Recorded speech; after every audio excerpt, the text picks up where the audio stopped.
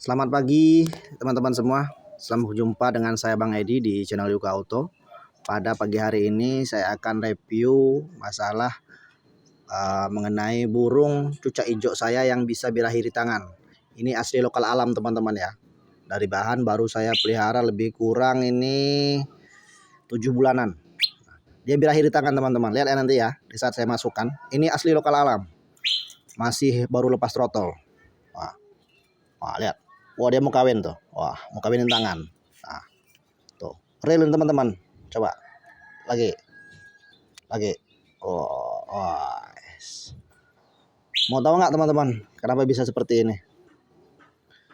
Karena kita melihara burung itu menggunakan hati, teman-teman. Bukan cuma sekedar hobi. Nah, lihat ya. Inilah kalau melihara burung itu menggunakan hati nurani. Pakai kasih sayang, teman-teman ya. Oh, terima kasih.